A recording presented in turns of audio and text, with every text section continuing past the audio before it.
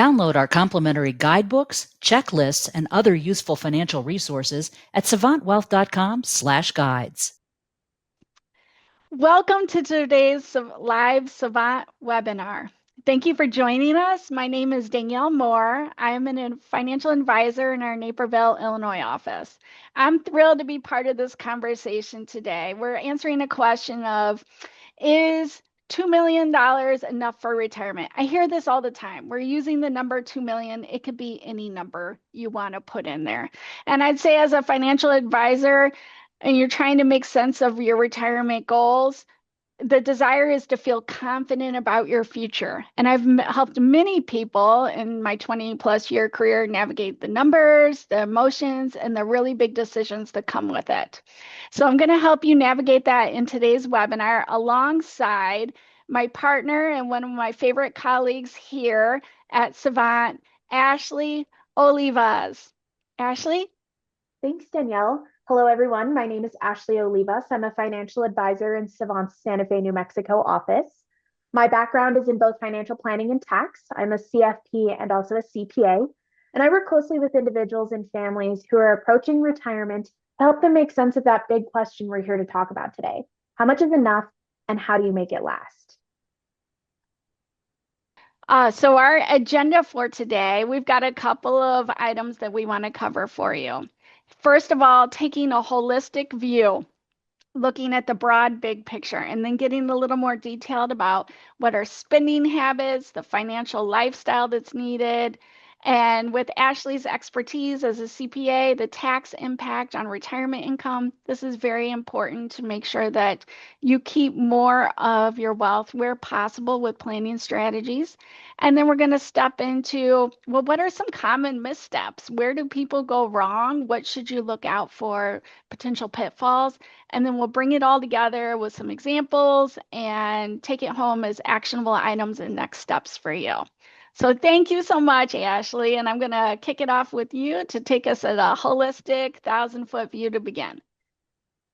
Thank you. So what I enjoy most about this work is helping people to connect the dots between their goals, their cash flow, their taxes, and their investments. Because what we know is that retirement planning isn't just a math problem. It's about building a plan that's going to support the life that you want both now and also decades into the future. So when people ask how much is enough, that answer is almost always, it depends. And the reason it depends is because retirement planning isn't just about investments, it's about how all of the areas of your financial plan work together. So we want to step back and look at the bigger picture before we dive into some more specific decisions. So on this slide here, what we like to see is, if you're not familiar with Savant already, this visual will show you a little bit more about how we plan at Savant. So investments matter, but of course, so do taxes, so does risk management, cash flow, education planning, estate planning, charitable planning. So if one area is out of alignment, it'll often create stress or inefficiency elsewhere as well. On our next slide, we can see that even before you talk about numbers in a financial plan, we really should understand what your retirement will actually look like. And so we believe that lifestyle defines the plan, not the other way around. Two households with the same exact net worth could need very different plans depending on what their goals and objectives are. On our next slide, we'll take a look at a few questions to be able to consider what gives us insight into the uncertainty that you might be experiencing in your financial plan. Considering these questions give us insight into a little bit of what the uncertainty is in your financial plan, not just their preferences. We'll consider timing, where you'll live, what you'll do, who you'll connect or engage with, and then we talk about how you do that. Retirement planning is really about planning around all the change that occurs. On our next slide, we'll take a look at the holistic view because more than anything, sustainability matters above balances. So we want to understand where your income will come from and how reliable it is. We also want to make sure we know how dependent your plan is on market performance. Are there any future care expenses that we should prepare for, or assets in your plan that aren't serving a purpose anymore? These kind of questions help us to stress test our financial plan. At a high level, retirement outcomes can come down to three things: how much you save, how your money grows, and how long you've saved. There are some variables that we can control and some that we really can't. So what's important is to make sure that we optimize all of the parts that we can control and then build some flexibility around the parts that we can't. That mindset will help to carry through the rest of today's conversation.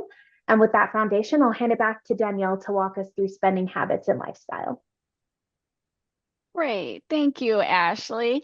I think what I took away most from what you said is how much is enough? It depends, right? And that feels like you're not answering the question, but it is. It's specific to you. So is that $2 million nest egg enough for you?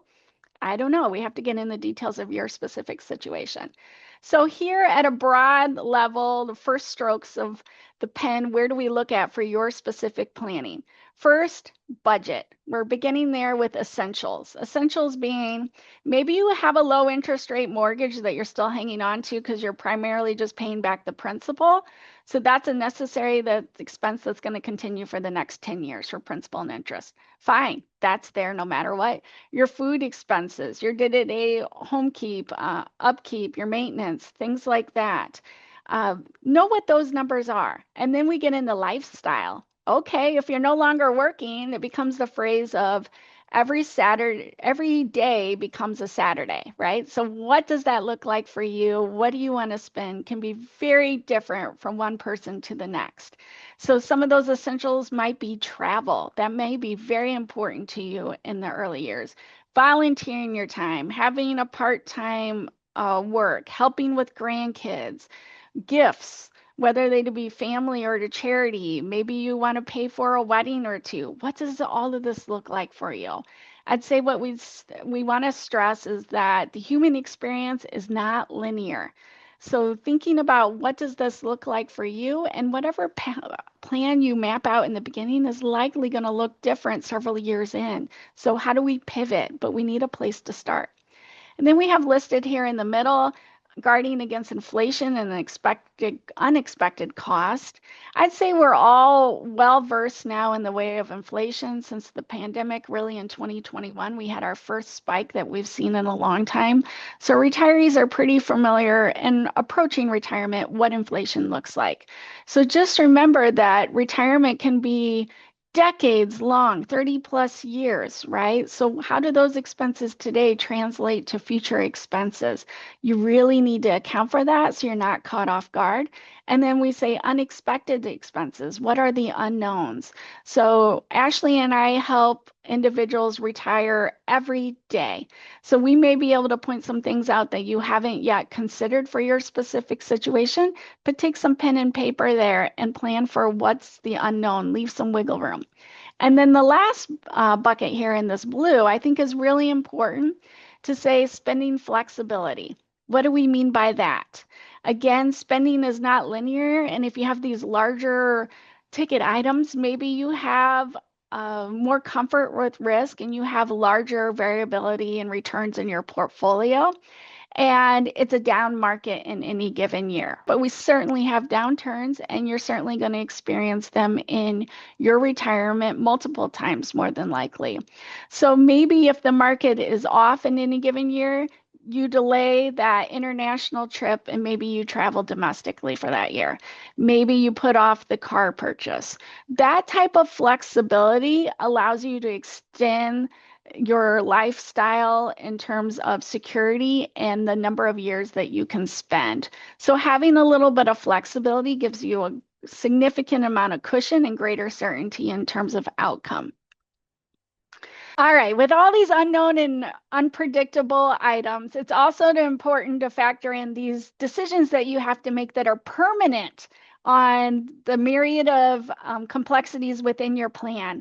So one of them listed here would be Social Security. Social Security can be a permanent decision, and it's important. We have webinars entirely dedicated to the nuances of Social Security. We have webinars dedicated to Medicare because these are complex and broad topics that can go really deep. But a high level, Social Security, once that decision is made, it's going to impact spousal benefits.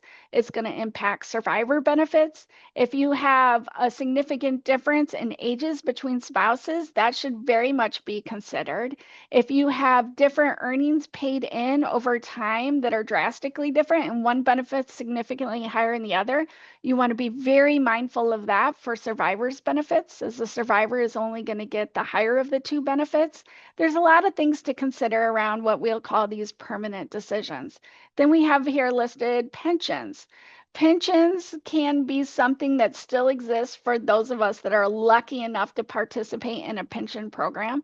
But for example, you may have a defined benefit pension that's promised to you in a handful of years. You're going to retire in the near future. But this year it becomes frozen. There's no more additional contributions put into place.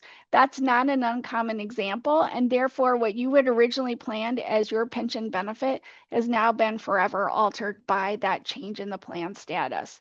So you want to make those decisions and bring them all together. Also, maybe your pension gives you an additional boost if you delay it past age 65. Some pensions don't give any growth. You don't want to miss out on anything. So make sure you review these irrevocable decisions. And finally, investments. If you're someone who's going to jump out of the market, move to cash, take no market risk, that is a permanent decision that is forever going to alter the path and trajectory of your portfolio in retirement. So all of these decisions should come together to bring together the portfolio that's going to sustain you through uncertain times, markets, inflation, interest rates, and finally, we're saying factoring in healthcare and longevity.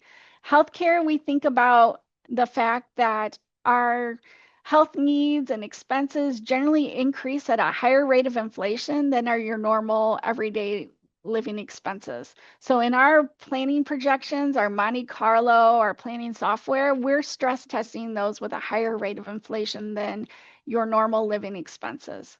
Longevity, what if you plan for a shorter life, but you're still here? I can't have you coming in your 90s and saying, well, I outlived my plan. That's not a successful plan. So we have to make sure that your resources can survive all these unknowns and uncertainties and plan for the unexpected. Essentially, you need to be well prepared.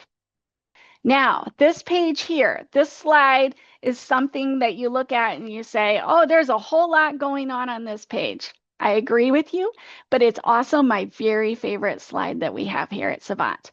Why is that? Because it encapsulates all the pieces of planning that we do in a visual manner that you can easily follow along with.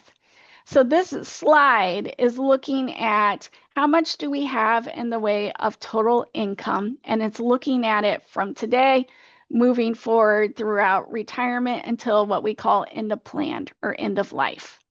We have beginning here an orange line that represents the amount that's being spent each year. I think this graph is chosen because it's a simple $100,000 number, so you can scale it up or down for your specific situation. And then if you look at this orange line, we're going about retirement and then boop, it pops up a little bit. And then a handful of years again, later it pops up again, and then again. That sequence of returns may be a car purchase. It may be a year for international travel. It may be every 5 years we're going to take the family on a large trip and include everyone, right? So how do we budget for these items? Again, these are not linear, so that's why it's hard to say, is X dollars amount enough for me? This is why you have to get into the details of your specific situation. So if that orange is on this upward trajectory because it's increasing with inflation over time, and maybe on this chart we have in 2037 that orange line comes down a little bit. The reason there may be, for example, you still had the principal and interest on the mortgage, but it's now paid off, right? So expenses come down a little bit. You still have the real estate taxes of your home, you still have the upkeep, you still have the maintenance, but at least the part of the mortgage payment has fallen off. And then we go at the end of the life, you'll see a drop off in year 2049. That's referring to the fact that this is a two-person plan and one spouse has passed away in their 90s, and we have a few years remaining for the surviving spouse. So what is meant from all of this? You can see the direction of spending increases over time with inflation, and you can see the income that falls below those lines, and in later years, it's even exceeding the expense line. What does that mean? Well, in this example, we begin on the far left of the chart with some yellow bars. The yellow bars are defined by post-retirement income. Maybe you have a rental property that you want to get rid of, but you plan to keep for the first few years of retirement. There's some rental income for you. Maybe you're an executive with some stock options or restricted stock that are going to continue to vest the first handful of years of retirement, right? Maybe you're going to work part-time for a few years. There may be a base sort of income there, and then you can see the rest of the portfolio need is being met by a light blue color. Light blue means I'm withdrawing from the portfolio. Okay, so that means I have flexibility in those years. What accounts, where, and how am I going to take it from? Then we look at the elsewhere in this plan. Look at this really dark blue color. What that means is my Social Security is coming to me no matter what. Maybe I'm going to take it at full retirement age. Maybe I'm deferring it till 70, but definitely by 70, I have to begin Social Security, and that income's coming, and it's hitting my tax return. It's hitting my my checking account. It's money to spend. It's there no matter what. And then on top of that, we have this green color. This green color is referring to required minimum distributions. That says that in later years, if I defer these tax deferred monies, so picture, and I don't want to get into all the details here, but I just want to tell you what, if I'm working and I'm a higher tax bracket and then I retire and I'm all of a sudden in a lower tax bracket, but in later years, I have this income that has to come to me no matter what. Picture all that tax deferred money.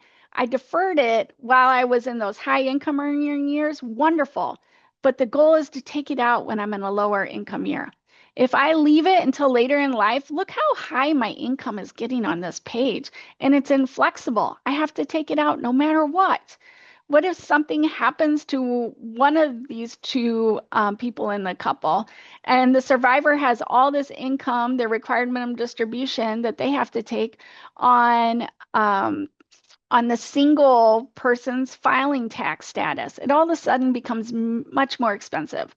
The point of this is you go from high tax, low tax, and then creeping back up, more than likely, if you've done a good job of saving, to higher tax again later in retirement. Do you really want all this income when you're in your late 80s, early 90s, or do you want to be enjoying it today? Do you want to push some of that income forward? That's what that yellow line is referring to say, I have opportunities to take income at a lower tax rate. Why would I not do that? And the last thing I'll say about that is the missed opportunity is if you come to us in later years, you're excited because you paid less in tax for many years, but it's a missed opportunity. Should we be feeling that 10, 12, 22, or maybe even the 24% tax bracket for you? By taking some withdrawals from that tax deferred IRA, maybe living off of taxable assets and doing Roth conversions. You just want to be able to create a lot of flexibility as opposed to just keeping your head in the sand and looking up someday and being like, oh my God, this is more income than I need, and I don't know what to do with it. And you've lost the flexibility. That's what this slide is showing. I know I got in a lot of detail, but at the same time, you really need to do this exercise for your specific situation so that you can make really good decisions along the way.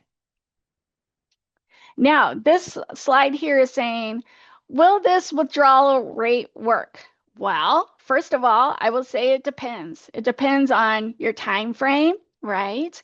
It depends on how much expenses you have, and it depends on asset allocation, so how much risk you're taking.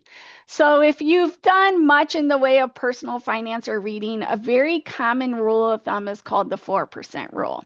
And if you look at this page, in the middle of the page, we've got this yellow color, maybe moving into slight orange, that's listed as 4. That's deemed to be a safe withdrawal rate. without knowing anything else about your plan. That's a back of the number, put on a napkin number that you can use to live off of. So 4% assumes that you have a 30-year window for spending. It assumes that you have a balanced portfolio and that you're taking money out each year to adjust for inflation. What I mean by that is if you have $1 million, year one, you're taking $40,000 out, 3% inflation rate. Year two, you're taking $41,200 out, and so on to keep up with inflation over time. Safe withdrawal rate, not outlive your money. Now, when you say, is $2 million enough? You can reverse engineer that. So if your annual spending is X amount of money, you multiply it times 25 to get what's my target portfolio. So let's back into this. Say you want $80,000 a year. $80,000 times 25, remember that's 4%. So if I'm multiplying it times 25, means I need a portfolio of $2 million. That's not accounting for Social Security, pensions, other income. This is what's coming from the portfolio. If you want to withdraw $80,000 a year, that would be your $2 million portfolio, and that would be deemed your safe withdrawal rate, 4%. Again, that is just a rule of thumb. It's not taking into account your specific risk. It's not taking into account the types of accounts you have in terms of how are taxes to be paid, how are they owed on your particular accounts. That is absolutely going to change over time. And then finally, your plan is not going to be linear. You're not spending the same amount of money every single year. So how do you plan for that? And when you look at this chart, it's basically saying, ooh, if you go up into the red zone, you're taking 5 or 6, you're at risk of outliving your money. And if you go down, you're taking 3, 2, 1, you could be celebrating, oh, I'm only withdrawing 1 or 2% of my portfolio. But is that really success? I don't know for you. Is your goal to leave a large legacy to individuals or causes that you care about? If no, then what's the point? We want you to enjoy this money, to have a purpose for it. We want you to be utilizing this wealth, the whole reason for saving and being comfortable with it, not to just let it grow out of fear. So as long as you have a plan for it, we're going to support you. And often we have to encourage our clients to actually spend to a greater degree. All right, so here's a list of questions saying, what can I afford to do? So the first example is saying, can I retire early and maintain my current lifestyle? I like the second one. Can I retire at 60, update my kitchen, and add a screen porch? I just like the idea of that. I'm going to sit out there and enjoy the beautiful view. Can I retire tomorrow and buy a vacation home? That's a common example. It's very common to want to have a second home in retirement and split time near family or in a location that's more desirable to you. Have a place for the family to gather and come together. That can be an important goal. Do I want to retire in 3 years and instead of purchasing that home, I want to travel extensively? That's not uncommon either. What does that look like? So here we list some of the goals, and then here's an example of if you're a client of Savant, you've seen this. This is our planning software that does Monte Carlo analysis. And Monte Carlo analysis is looking at the fact that I have all these competing goals and I have X amount of income and I have my portfolio.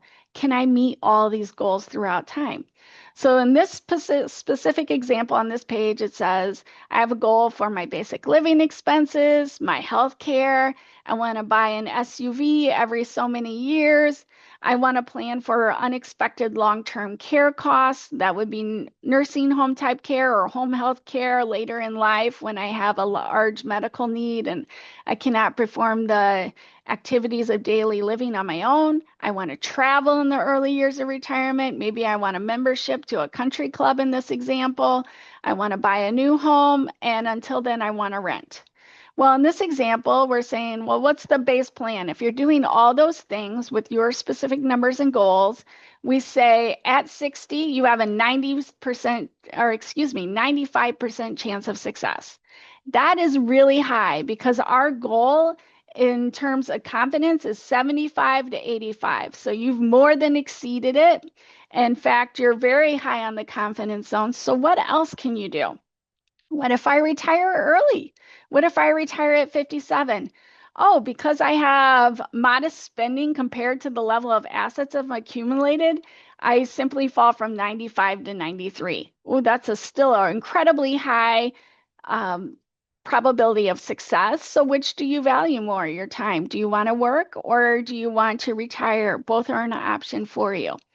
Then we look at, well, what if I work till 60, but I spend X amount of money in this example, $750,000 on a second home? Here, I change from a 95% probability to 85%. So I'm still in a strong confidence zone, and my advisor would still be encouraging me to do so. And then I would also have equity in this home for later in life if needed for unexpected long-term care or anything like that. And then what if I have the desire to not only buy the home, but retire early? So essentially, this is saying I retire at 57 and I downsize the home purchase a little bit from 750 to 450. What are my probabilities of success? So when Ashley said before, it depends, right? What are your goals? What are your resources? How much is the stability and security in your income? What's the tax treatment of your income? All this is going to define your specific outcomes. And I'd much rather see you test it out and do this type of planning. We call it Monte Carlo. There's 1,000 different iterations to make sure you can survive not only good, but the more challenging markets. Significantly better strategy than doing an Excel spreadsheet and having my average rate of return 6, 7%, 8%, whatever you want to put in your average rate of return. Because retiring into a market that is declining is very different than retiring to a bull market. The sequence of returns matter. So that's why we use this Monte Carlo analysis. And finally, we have rules of thumb.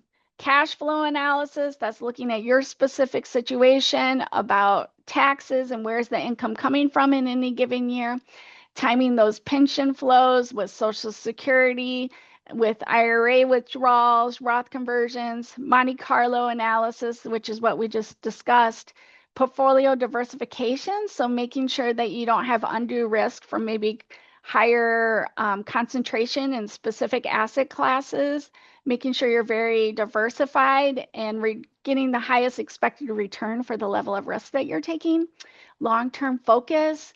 Please, no jumping in or out of your plan. It's a long-term plan. We can pivot and we can change and make adaptations along the way. But what you can't do is get fearful and jump out and go to cash and expect to get back in an opportune time to not drastically change this odometer here that says 82% chance of success. And finally, when I should say that's a speedometer, it looks like to me, use a professional to help you navigate these decisions, especially one who's helped multiple individuals and can bring to the forefront for you ideas that maybe haven't even been considered. All right, so that's a whole lot about spending. Now let's be careful about the tax impact on a retirement income. Ashley? Thanks, Danielle. I'm in complete agreement with you on that one. I always love digging into financial plans with clients so we can learn more about what they like and what they really care about. So now let's turn to taxes, because even in retirement, they're still really a big part of our equation here. They just show up in different ways now. So one of the first things we really like to discuss is Roth conversions, because Roth conversions are one of the most powerful planning tools that we use. But when we do that, timing is everything. For those who aren't familiar, a Roth conversion is when you voluntarily move your assets from pre-tax IRAs into Roth IRA. So you're paying the taxes now, and then in exchange, you get tax-free growth and tax-free distributions later in life. Roth conversions are often the most successful in a window after retirement, but before required minimum distributions, or RMDs. In many cases, your taxable income is lower during that period, so then you might have room to recognize income a little bit more strategically, rather than being forced into it at your RMD age. So the goal is really to not avoid taxes altogether, because we know we can't, but really to smooth it out over many years and reducing our lifetime tax burden, increasing flexibility. On our next slide here, we'll see that when it comes to retirement, what you own matters, but where you own it matters too. So as you may know, there are different types of accounts can be taxed differently. On the screen here, you see that there are 3 different types of tax buckets, if you will. So we've got our Roth, traditional, tax deferred, and our taxable accounts. If you're familiar with Savant, you may also be familiar with our belief in the concept of asset location. So we focus on investing our highest growth assets in Roth accounts, since those assets are going to grow and be withdrawn tax-free. Our income-oriented assets go into traditional IRAs, since that income is tax deferred until we withdraw it. And then the most tax efficient assets will go into our taxable accounts, like an individual or joint brokerage account or trust accounts maybe, because those gains are taxed at capital gains tax rates, which are generally lower than ordinary income tax rates. We like to look at our portfolios at an overarching household level, not account by account, because it helps us to protect our tax efficiency over a lifetime. On our next slide, we have some great tax tips. So when we talk about tax planning, the goal is very simple. Legally minimize taxes over your entire lifetime, not just this year or just in this account. So a few levers that we like to look at can include diversifying our income sources across different taxable and tax deferred and tax-free accounts. The next one is to adjust our income timing when possible. This is often a pretty popular strategy for some of our business owners who have varying levels of income from one year to the next. The next one is using tax loss harvesting, where appropriate in our taxable accounts like we referenced in our previous slides.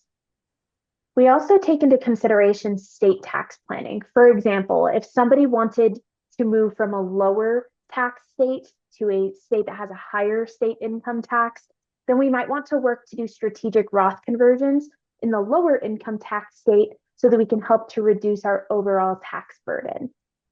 The main takeaway that we want is that small, consistent decisions can help to create really meaningful flexibility and spending power in our retirement.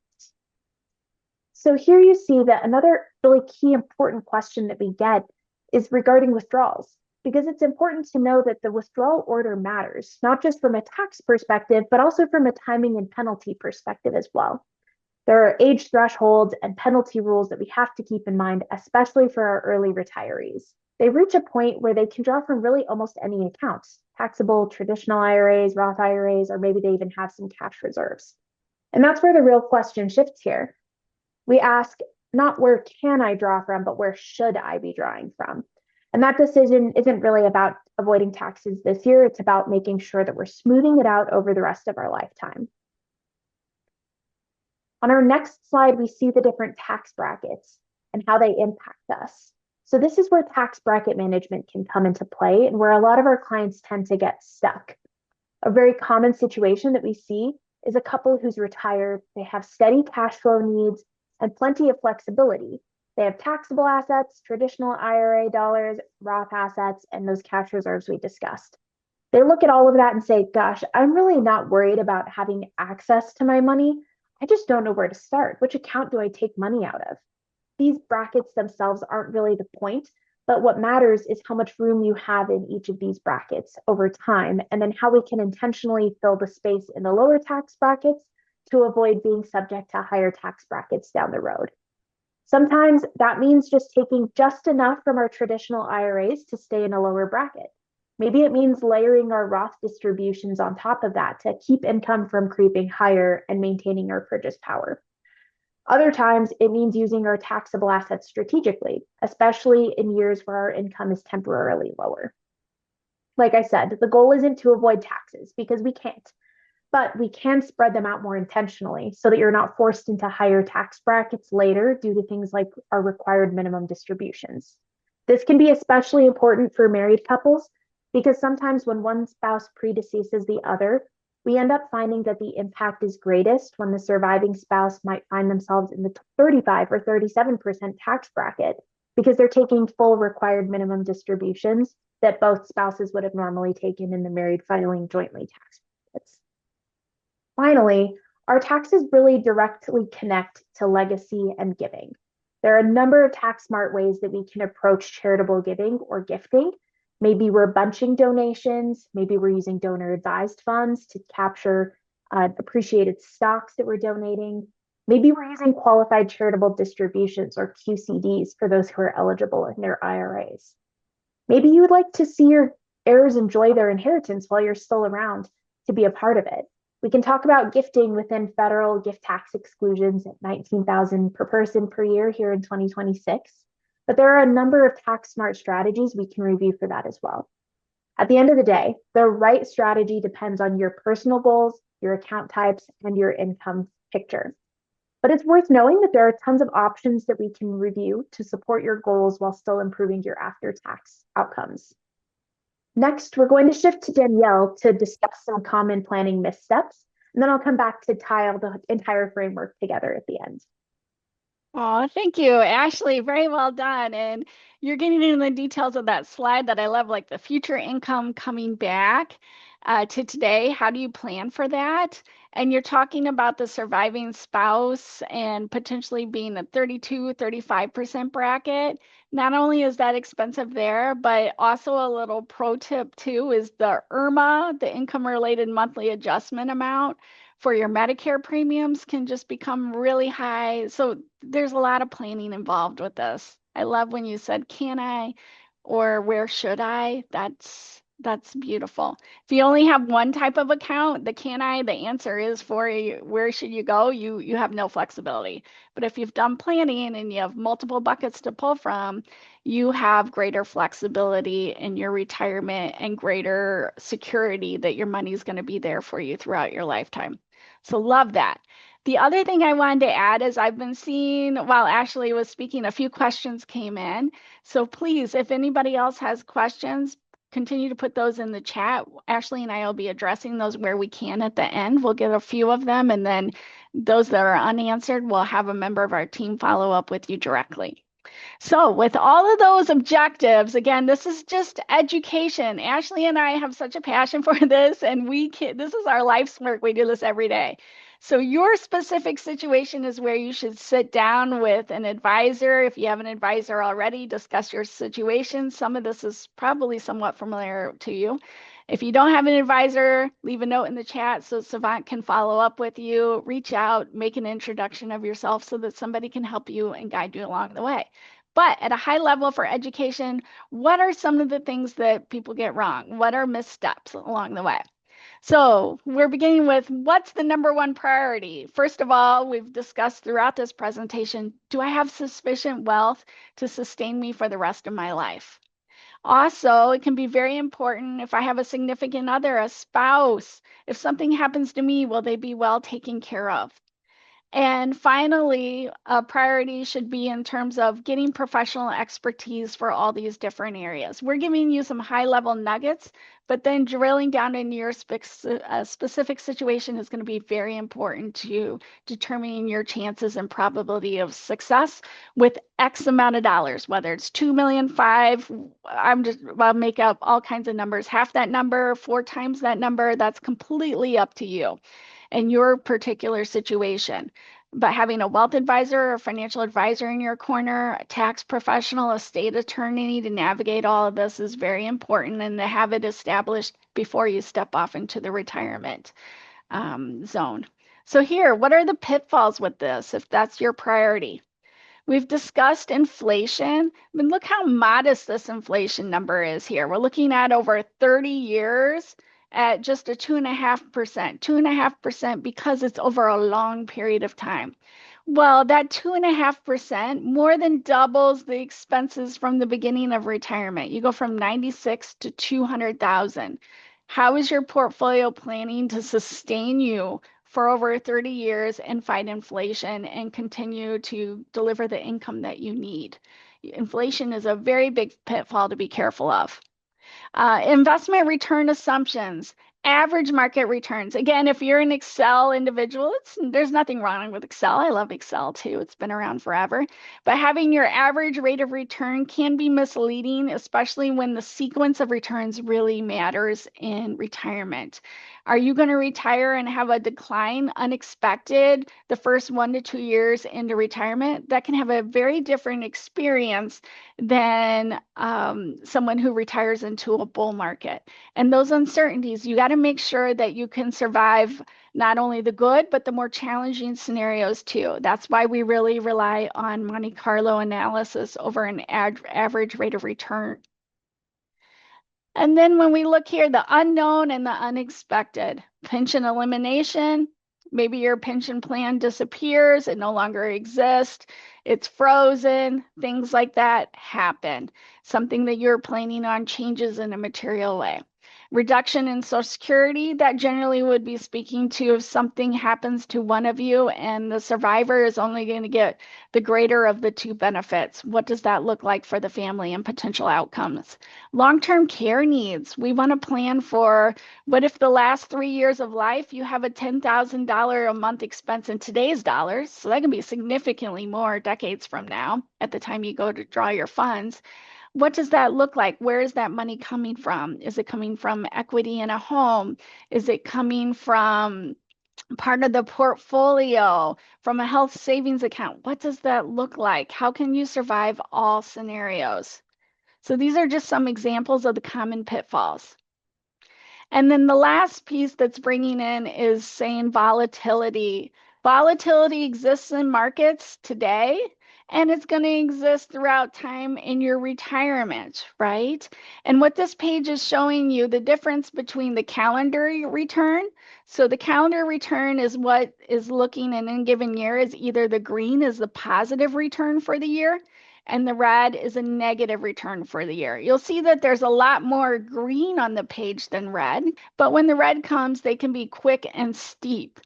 And if you look at this, not only is that the total return for the year, but look at the bar that extends above and below the line. That is showing you what's the variability, the largest intra-year gain or loss. And you can see they can be quite different than where the actual calendar year ends up.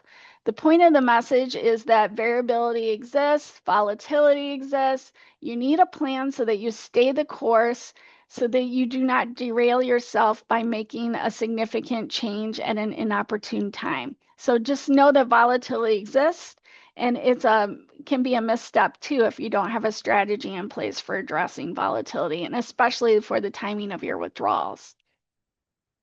All right, Ashley, you want to pull it all together for us? Yeah, and that's a great reminder on volatility, really helpful and timely, especially with what we've been seeing in the world today. So we've covered quite a bit in this presentation. And as we've discussed, there are so many different strategies that we can implement to help optimize their retirement plan. And putting it all together is where planning becomes more actionable. So when we bring all of these different things, lifestyle, cash flow, taxes, and planning together, this is how we get to circle back to that original question, is $2 million enough? So on this slide right here, what we see is that planning really starts with a goal for your consumption. In other words, what you want your retirement accounts to fund when you retire. When we pressure test that goal against reality like inflation, life expectancy, health coverage costs, we also want to make sure that we include our needs, wants, and wishes as well, because your retirement isn't just about paying the bills. It's also about enjoying the life that you have and what you worked so hard for all these years. From there, we'll plan to test our financial plan in our financial planning software using the Monte Carlo analysis, which Danielle referenced earlier in our presentation, because this is how we model so many different market environments, instead of assuming that the market is always going to behave exactly as we'd like it every single year. Lastly, what we find is that health coverage and long-term care needs can greatly impact our financial plans as well. So like Danielle said, we have to be prepared for that. Retirement planning is not a solo sport. We said earlier in our presentation that the best plans involve collaboration between financial advisors, tax advisors, and also estate attorneys. While Savant can certainly function as a one-stop shop, our primary objective is alignment. making sure that each of our different components of the financial plan are reinforcing the others instead of creating friction elsewhere. Now, every situation is so different. If today's conversation sparked questions, that's a good thing. It means that you have uncertainty, but that doesn't make you unprepared. It just means it's time to have a conversation with someone. And our ideal futures financial health assessment that we have can help you to self-evaluate by measuring where you're at right now, what your confidence level is in each of our 10 key areas of financial planning. It gives you an idea of what kind of gaps or areas of low confidence might exist so that we can identify the type of help you need. And then Savant, being focused on holistic and comprehensive financial planning, can help you with these different areas. All right, great. Thank you, Ashley. And it's not a solo sport. I love it. That's probably the biggest endorsement for why we work as teams here. But with that said, if you need to connect with Savant, if something sparked that thought that now's the time to connect, please go ahead and click on this link that's offered here in the chat. And then we need to share our disclosures with you, and then we can jump on. Again, this is all education today. Please seek advice on your specific situation. And Ashley, as I'm seeing them here, there's a handful that are on tax. So maybe I'll begin with you if that works okay. All right. Sounds good. All right. So the first question I'm going to give you, I like this one because they're saying, when doesn't this work? They say, when do Roth conversions not make sense? That is such a good question because Roth conversions don't make sense in every situation. They're a lot less attractive in a couple of scenarios when something like when somebody needs all of their cash flow for current spending, or maybe you expect to be in a meaningfully lower tax bracket later in your life. The key to a Roth conversion is that it's a trade-off. You're choosing to pay the taxes today in hopes of creating additional flexibility down the road and tax savings later. So whether that trade-off works will depend on your income level, your cash flow, your time horizon, and of course, legacy goals. So we very rarely will look at Roth conversions in isolation. Great, thank you. You want to pull a question up for me? Yes, let's talk about the 4% rule. Does the 4% rule still apply? Ooh, someone that reads up on finance, because that is a hot topic. Let me tell you, that 4% rule is a rule of thumb, as I talked about before. But the creator of that rule has made an argument of late that the 4% rule is now the 4.7% rule because of higher interest rates. At the same time, you also have other experts that say due to higher valuations in the market and longer longevity, the 4% rule is now the 3% or the 3.3% rule. Oh, so 4% is still in the middle. It's still a rule of thumb. And really, that's why we want to focus on the Monte Carlo because things are not linear. I think it's a very good thing for the exercise of this. If you're taking 4% of your portfolio, that's the same as taking what do you want to spend and multiplying it times 25, right? 25 is 4% of 100. So if today's exercise, again, if we're spending the $80,000 a year, that means I need a portfolio of $2 million to sustain it. So that's how Ashley and I are answering the question, is $2 million enough for me? But as we've shown you, there's so many components to this that it depends. So all right. Thank you, Ashley. All right. So here's another tax one that I see for you. How do you balance tax efficiency with keeping flexibility for unexpected expenses? Yes, this is a very common balancing act question. We like to look at diversification beyond just our investments and also focus on flexibility and tax control. So we want to make sure we have diversification across different tax buckets, like we saw in the previous slide. So the goal is to make sure that you have enough flexibility so that when something unexpected comes up, then you're not forced into a bad tax decision just to be able to raise cash. We want to make sure that we're being strategic about our tax brackets so that we can have enough when we need it and not be surprised. So most of the time that means that if we have a cash need, we're going to pull money out across a mix of different accounts, taxable, traditional, and Roth, rather than defaulting to just one account and taking one big distribution out. And this is where having a coordinated plan really matters because the answer can change from one year to the next. Love that. I think we probably have time for one more question today. And then again, Yes. any questions that we don't get answered, Savant's happy to follow up with you directly. Leave a message in the chat. This is a really good one, Danielle. I think you'll like it. Is it better to spend money early in retirement when I'm still healthy? Oh, yes, as long as your portfolio can sustain it. Why do I say yes? Our goal, what Ashley and I do not want you to do, is to generate a significant amount of wealth, get to the end of your life, have an even greater amount of wealth, and have regrets on using that money. We want you to have purpose. We want you to have joy in using that money. And early years in retirement, it can be for people or causes that you care about. Maybe some of the people in your life have needs that you want to help because it's a time in life where you can see it being used, right? As opposed to leaving it when you're gone and you've passed. But essentially, the way I think about that, early retirement, you're feeling good, you're healthy. Travel is a really big common goal. And let's be honest, when you're in your 80s, taking that international flight, generally that long flight is just not as enjoyable. It's not as attractive to you. It's not how you want to spend your time or how you want to spend your money. So do that while you feel good, while you can, while you have the energy and you can physically do it. Whether that's budgeting for the first 10 years of retirement, 15, 20, that's going to be unique to you and your specific circumstances. But generally, yeah, in the early years, spend more. You have to have this focus into your plan. Remember, we said it's generally not linear. How do we have a spending goal that's more aggressive in the beginning years and you can still sustain your lifestyle throughout time? But generally, what happens is you spend, and then it falls down a little bit. And then maybe it picks up again later in life because of unexpected, unfortunate health expenses can just become a bigger part of what you do. So, again, this is planning for the unexpected, but making sure that you have the guardrails in place and allowing and freeing yourself to actually spend the money and enjoy it. So, I want the answer to be yes. I want your plan to support it. So work with your advisor to figure out how you can get the answer to be yes. Okay. So I'd say that kind of is a wrap. Thank you so much for joining us today. It was such a pleasure. Thank you, Danielle, for leading our conversation together. It was a great presentation. Okay. Thank you. Bye.